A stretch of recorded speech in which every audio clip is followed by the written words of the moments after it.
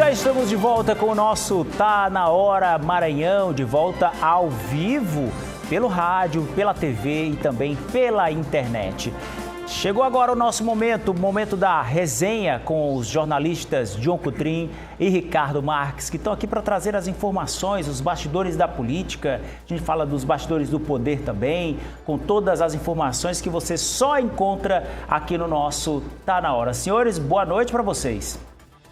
Olavo, boa noite, Ricardo, boa noite aos nossos telespectadores, nossos amigos que estão nos acompanhando agora tanto pela TV, pela rádio, pela internet, rede social, YouTube. O nosso abraço especial, começando essa semana, na companhia de vocês, e fica muito grato sempre pelo prestígio dessa audiência valorosa. Ricardo, boa noite. Boa noite, Olavo, boa noite, John, boa noite a todos. É isso aí que o John falou, né? A gente tem uma satisfação, porque é um privilégio compor essa bancada aqui do Tá na Hora Maranhão. É isso. Senhores, olha, é oficial essa informação de que o presidente Lula deve se reunir com o governador Carlos Brandão assim que retornar da viagem a Nova York para tratar das eleições no Maranhão e a uma possível unificação do grupo aqui no estado. Conte pra gente, Ricardo Marques, que história é essa? É isso mesmo? Isso a gente vem afirmando que cedo ou tarde ia começar a acontecer, né? O Lula entrar aí no circuito para tentar pacificar a base, tanto aqui no Tá na Hora Maranhão, quanto lá no expediente final da Rádio Difusora News, onde eu, John e Luísa apresentamos diariamente. A gente tem tocado nesse ponto, né? Que o Lula vai tentar a pacificação entre dinistas e brandonistas. Não é uma tarefa fácil. Hoje o nível de tensionamento é muito alto. O governador Brandão avançou bastante com as articulações em torno do pré-candidato dele à própria sucessão, que é o Orleans. Mas política é diálogo, né? Certamente o Lula deve... primeiro vai ouvir o Brandão, né? O governador vai ser o primeiro a ser chamado para essa conversa com o Lula. Lula quer saber o que o Brandão pensa. Nós acreditamos que o Lula ainda vai, primeiramente, propor que o Brandão renuncie e saia candidato ao Senado, né? Vai argumentar que precisa de uma base consistente, de fato aliada lá no Senado, que é o grande foco da extrema-direita hoje no país, é fazer uma maioria para comandar ali as ações, inclusive com direito a impeachment de ministros do Supremo. Mas, por outro lado, a gente também acredita que o Lula vai deixar bem claro que esta é uma prerrogativa, né, a de decidir os rumos da própria sucessão, é uma prerrogativa do governador Brandão, né? O que o Lula vai depois é chamar o outro lado, né, os dinistas, e dizer, turma, vamos resolver aqui e tal, o Brandão tem esse entendimento, eu quero vocês unidos, a gente precisa estar todo mundo junto. Não é uma matemática simples, não é 2 mais 2, é uma equação mais complicada, mas em política tudo se resolve. Pois é, se resolve, mas a gente já havia até falado aqui, John, da questão da confiança quebrada, né, Ricardo? Tem uma música que fala cristal quebrado, né? E a confiança é basicamente como um cristal. Quebrou, meu amigo, é difícil de você voltar, principalmente voltar como era antes. O Felipe Camarão tem postado algumas coisas que para muitos, a gente já comentou aqui, parece que é uma indireta, e aí o governador Brandão também não tem essa pelo menos pelo que a gente vê, e Ricardo falou também, né, já lançando esse pré-candidato, a intenção aí de voltar atrás, parece que o negócio... O que você acha, John? Eu acho que é possível sim, não é? Tendo o Lula como avalista, acho que a única pessoa que pode ainda resolver essa situação, essa equação aí, que eu vejo muito complexa, não é? Mas não é impossível. O Ricardo tem razão, o Lula quer o Brandão no Senado, isso aí é fato, né? O pessoal da direita, os bolsonaristas, eles estão se mobilizando, o pessoal do PL, para eleger o maior número de senadores. Todo mundo já sabe para quê, não é? Porque tem a maioria do Senado, inclusive, pode acarretar com um pedido os pedidos, né, que são feitos ali de ministros do STF, por exemplo. Então, o PT, os lulistas, petistas querem reforçar, portanto, o Senado para contrapor essa ofensiva da direita conservadora bolsonarista na Câmara Alta. Isso não vai ser colocado, mas não como uma imposição. O Lula, naquele jeito dele, né? Ele sempre fala aqui de encantador de serpente, vai conversar com o Brandão. Brandão, olha só, no Maranhão a gente pode eleger 2 senadores, a gente tem capacidade de eleger, sem se unir lá todo mundo, o grupo, tem condições de eleger 2 senadores no Maranhão. Para que a gente vai correr o risco de perder uma vaga no Senado, se dividir? Então, e você hoje lidera as pesquisas. Se fizer uma pesquisa, Ricardo Olavo, o Brandão lidera para o Senado. As pesquisas mostram isso, que ele lidera para o Senado. Então é uma vaga praticamente certa e garantida. E o Lula não quer abrir mão, né, de uma vaga certa e garantida no Senado, mas no estado como Maranhão. Mas isso é um desejo do Lula, não é? Hoje não é um desejo do Brandão. Aliás, é um desejo do Brandão, mas ele não tem condições para isso. De sair, não é, para disputar o Senado, ele tem a vontade, a família tem a vontade, mas ele não tem condições de sair. Por quê? Não eu que estou dizendo. O Brandão já afirmou isso publicamente. Qual foi a fala dele? Parece que lá em Bacabal, se eu não me engano, né, Ricardo, no interior. Porque ele não tem confiança, primeiro nele, de quem vai assumir, que é o Camarão. Ele disse que não tem confiança no Camarão. E segundo, ele não vai deixar da mão os aliados. Ele acha, né, que se sair para o Senado vai ficar os aliados desamparados. Quem são os aliados? Nós temos candidatos a deputados já eleitos, que precisam ser reeleitos, né, na visão deles, e outros que vão entrar. Semana passada a gente colocou lá no programa, Expediente Final, Ricardo e Luísa, uma lista de nomes do governo que vão ser candidatos a deputado federal e estadual. A gente citou vários secretários. Secretário de Saúde, secretário de Cultura, né? O próprio Madeira, chefe da Casa Civil, o subchefe da Casa Civil, o próprio Júnior Viana. E tem a bancada da Assembleia, que ela era do Brandão de primeira hora, que também quer voltar. Então ele não vai sair para o Senado e deixar, segundo ele, arriscar, deixar os aliados ali na mão, né? Então é um dos motivos que ele vai colocar ali para o presidente Lula. Segundo, como você falou, confiança quebrada, não é?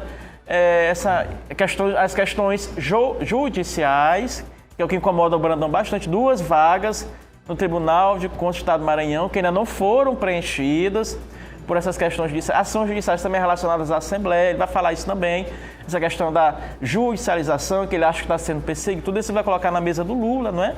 E aí vai caber ao Lula, Olavo e Ricardo, avaliar e dizer, não, isso aqui a gente consegue resolver, isso aqui a gente não consegue resolver, isso aqui a gente pode sentar, não é?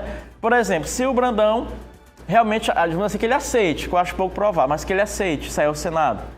Aí vão dizer, e tem uns aliados para resolver, por exemplo, nós temos a Elisiane, que é outra vaga, se for pelo desejo do Lula, do Everton, não é? Outra vaga em Senado.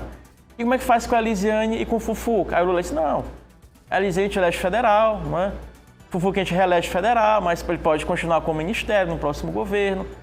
Tem a turma lá também, não é, dos deputados estaduais, dos federais, Márcio Gerri, a turma da bancada estadual também. Eu acho que dá para equacionar, mas não é uma tarefa simples. Eu acho isso pouco provável de acontecer, mas não é possível. Em relação ao que aconteceu na política, Olavo e Ricardo, isso fica para trás, isso é o de menos, não é porque tu falou isso de mim, porque você fez isso contra mim, isso é o de menos. Se eles conseguirem ali unificar os interesses, não é? Os interesses, convergir os interesses, não tem problema nenhum em fazer um grande acordo. Isso é a coisa mais fácil do mundo. Agora, a questão é essa. Como convergir esses interesses que está vendo que são interesses que, até o momento, né, conflitantes. E tem um detalhe, viu, Olavo e John? Esse cenário aí que está posto, que coloca o Brandão como o nome mais em ascensão, que lidera aí qualquer pesquisa para o Senado, né? Uma candidatura do Brandão ao Senado ia aliviar um problema que os lulistas têm aqui no Maranhão, falta de nomes, né? Exatamente. Você tem o Everton Rocha, muito competitivo, né? Mas quem que vai na outra vaga, que são 2 vagas? Vai o Fufuca, aí fica aquela dúvida, Fufuca vai votar com a direita ou vai votar com a esquerda lá no Senado, né? Tem a Elisiane está muito desgastada, muito desgastada. Eu não vejo a Elisiane candidata a título de hoje, candidata à reeleição. Acho que ela vai dar uma recuada para a Câmara Federal. Agora, dentro desse contexto todo, apesar desse quadro que o Lula certamente vai apresentar para o Brandão, e o Brandão sabe que é um político experiente, mas eu não vejo a possibilidade de o Brandão, estou com o John nesse aspecto, hoje eu não vejo a possibilidade de o Brandão renunciar ao mandato para que o Camarão assuma. A meu ver, o Brandão vai ficar até o final e deve dizer, presidente, tudo bem, vamos pacificar, mas não eu renunciando, eu continuo, mas a gente compõe aqui a chapa majoritária, a gente dá estrutura e organicidade para que os deputados federais e estaduais dos dinistas possam buscar a reeleição de forma competitiva, a gente conversava isso agora há pouco, o John tem a informação de que eles próprios avaliam que saindo só, eles acreditam que possam eleger apenas 2 deputados estaduais, né? Hoje eles têm 5 ou 6 lá, né? Então, quer dizer, uma perda significativa, que são bons deputados, deputados muito qualificados, diga-se de passagem. E, Olavo, só para concluir, quando a gente fala dessa questão em Senado do Maranhão, de divisão de grupo, é porque caso haja um racha nesse grupo de brandonistas, vamos dizer que o Brad é candidato. Por exemplo, se sair um Brad da vida candidato a governador e Laésio senador, meu amigo, é muito forte. Então essa vaga em Senado já fica em xeque. E seriam 2 garantidas para a ala do lulista e esquerda. Mas se houver essa divisão, a direita pode eleger um senador. Como o Ceará fez lá atrás. Como o Ceará fez. Então, não é descartada a direita eleger um senador no Maranhão. Agora, Ricardo e John, né, quais os comentários aí nos bastidores sobre a avaliação dos protestos que tomaram conta de algumas cidades do Brasil, inclusive a nossa capital, São Luís? Já é possível ter uma ideia se os parlamentares vão ceder à pressão popular, Ricardo? Olha, muito provavelmente sim, viu? Pelo que a gente tem acompanhado na mídia, né, na imprensa nacional, sobretudo, as manifestações é de que essa coisa por exemplo, a PEC da blindagem não vai avançar. A PEC da anistia ampla é outra que já foi sepultada. Existia ali um acordo entre esquerda e direita de aliviar aqui a PEC da blindagem, para aliviar também a PEC da anistia e tal, mas a opinião pública está pesando muito, né? A gente viu aí a esquerda retomar o protagonismo dos movimentos nas ruas. A gente precisa compreender também, né? E isso é fato, que esse movimento que a gente assistiu ontem em todo o país, aqui em São Luís, teve um movimento forte, mas sobretudo São Paulo, Rio de Janeiro, Salvador, Brasília, é um movimento não necessariamente ligado à esquerda. A esquerda foi competente em se apropriar da pauta, mas é uma pauta que ela agrada figuras ali, que mesmo eleitores que têm um entendimento de centro, né? Ali até centro-direita, centro-esquerda, porque, convenhamos, né? Seria um absurdo você blindar deputados e senadores, o cara, vamos lá, é acusado de homicídio, acusado de estupro e não pode ser processado. É um absurdo. Agora há pouco nós colocamos lá no expediente final uma fala do Laésio Bonfim, que é um nome importante da política aqui no Maranhão, ele dizendo ser altamente favorável à PEC da blindagem, ao projeto de lei da anistia, e ele citava, né, figuras da esquerda que foram anistiadas, e citava que apenas políticos da esquerda eram beneficiados e tal. Não é verdade, né? A gente sabe que tem muito político de direita, eu até citei lá o Michel Temer, né, o Eduardo Cunha, Aécio Neves, que não são de esquerda, que foram beneficiados aí por mão leve da própria justiça, né? E com relação à anistia, se a gente não der um ponto final, parar, vai ficar a vida toda nisso, né? Todo mundo vai achar que pode fazer tentativa de golpe. Que diacho de democracia é essa? Cadê a força dessa Constituição que o seu povo não defende? O povo vai às ruas para defender. E a gente precisa lembrar que nós estamos há um ano da campanha para as próximas eleições, né? E daqui, eu sei que o eleitor brasileiro não tem muita memória, mas em um ano apenas, pode ser que o povo não esqueça a dor, né? E tem um detalhe, né, Ricardo, que a gente não está tratando do que diz respeito às prerrogativas dos parlamentares. A gente entende, até favorável, de que realmente os parlamentares devem se proteger de certos excessos do STF. Perfeito. Ok, beleza, tá certinho. Mas do jeito que está sendo colocado, ou seja, votação secreta para um cidadão, um político, que, como o Ricardo falou, um cidadão político que cometeu um crime, que roubou, que matou, que cometeu racismo, não é?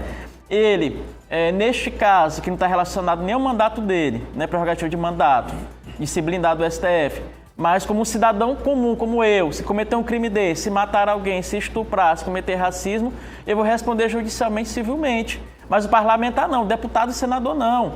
Ele vai, não é? O caso dele vai para os próprios colegas corporativistas votarem de forma secreta, ou seja, para dizer se ele vai responder o processo ou não e para dizer se ele vai permanecer preso ou não. Isso se ele for preso, porque só poderá ser preso em crime inafiançável em flagrante delito, não é? Ele tem 24 horas para enviar isso para o STF, tem 24 horas para enviar para a Câmara analisa e se a Câmara em votação secreta disser não cometeu crime nenhum, solta ele. Ele é solto. Não, ele não pode responder processo, livra a cara dele. Ou seja, dá o aval para isso. Então é nessa parte que a gente é contra. Agora, deles terem a prerrogativa de se proteger de certos excessos do STF, tudo bem, ok. Se for só isso, tem até a minha aprovação. Mas colocar tudo no bojo só para livrar a cara de todo mundo de crime, a gente não concorda. Ainda falando sobre a PEC da blindagem e o projeto de lei da anistia, o senador Everton Rocha, do PDT aqui do Maranhão, usou as redes sociais para se manifestar contra a chamada PEC da blindagem. O senador compartilhou nota oficial do PDT, Ricardo, no qual o partido confirma posição contrária à proposta e também ao projeto de lei que é o 2162/23, que é a PL da anistia, em tramitação na Câmara dos Deputados.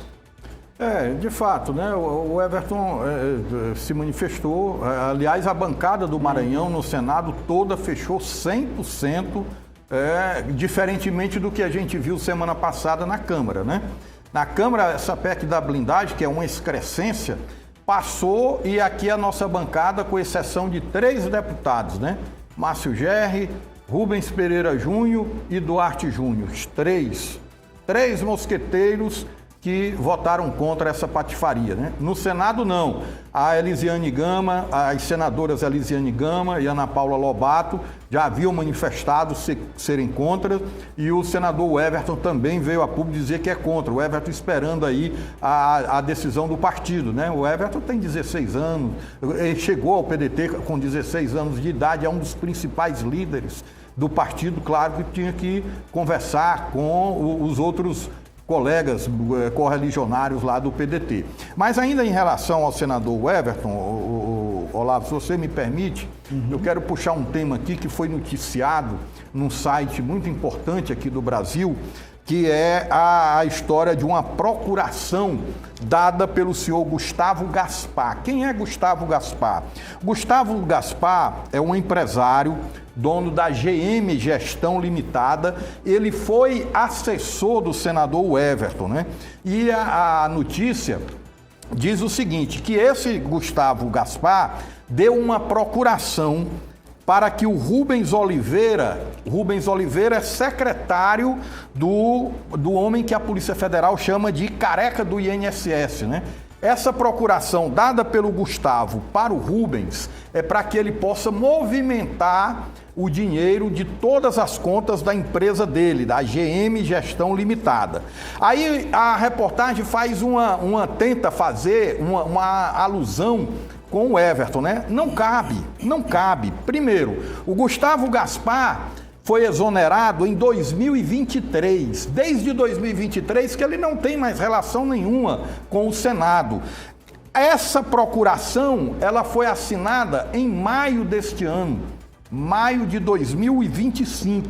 E a própria Polícia Federal, em momento algum, em nenhum instante, faz qualquer alusão ao nome do senador Everton, né? Ou seja, ele não tem nada a ver com esse caso que ocorre. O Everton hoje é uma das principais lideranças, né, do governo Lula lá no Senado e vira alvo constante dessa turma aí. A gente precisa ter coragem para separar o joio do trigo. A última notícia de hoje é a homenagem que a gente faz, a lembrança, né? Porque morreu neste domingo, no Rio de Janeiro, o ex-deputado estadual e líder religioso, pastor Cavalcante, aos 65 anos. Ele estava internado após sofrer um AVC. O pastor Cavalcante era presidente da Convenção de Ministros das Assembleias de Deus no sul do Maranhão e liderava a Assembleia de Deus em Açailândia, reconhecido como uma das maiores lideranças evangélicas da região, enfrentava problemas de saúde já há muitos anos. O governador do Maranhão, Carlos Brandão, lamentou a perda e destacou a importância da trajetória religiosa e política. E, senhores, tivemos informações de que o corpo já chegou aqui ao Maranhão, de volta, e será levado para a Açailândia, onde terá o velório e também o sepultamento amanhã, terça-feira, portanto, para essa despedida para o pastor que faleceu, infelizmente, aí em decorrência dessas complicações. Olavo, o nosso lamento sincero, a nossa solidariedade à família, muito justa, né? Essa manifestação do governador, uma figura importante na história política recente do Maranhão, mas se eu não me manifestar aqui sobre o caso do PM, que morreu por falta de atenção, eu não durmo, né? Eu tenho esse defeito. O PM Bruno Almeida Silva levou um tiro durante confronto com bandidos há um mês. E estava aqui no Hospital Carlos Macieira, eu vi um pronunciamento do deputado Wellington do Curso cobrando a transferência do PM até para outro estado, se preciso fosse, porque era necessária. E o PM, infelizmente, morreu. Eu lamento profundamente saber que um PM, um policial militar, morre vítima de um tiro, de confronto com bandidos e sem a devida atenção do Estado. No exercício profissional, né? Lamentável. A gente, os nossos sentimentos, a família que tem esse direito de se manifestar, de cobrar, de pedir mais explicações, enfim. É isso, senhores. Por hoje a gente fica por aqui. Amanhã a gente volta terça-feira com outras notícias, informações de bastidores com vocês. Obrigado, valeu. Opa, até amanhã. Boa noite. Boa noite. Valeu. E olha só, tá na hora, Maranhão fica por aqui. Obrigado pela audiência e companhia. A gente volta amanhã com o nosso Tá na Hora a partir das 6h30 na sua TV, a partir das 7 no rádio. Beijo grande, beijo na família. Fica com Deus. Tchau.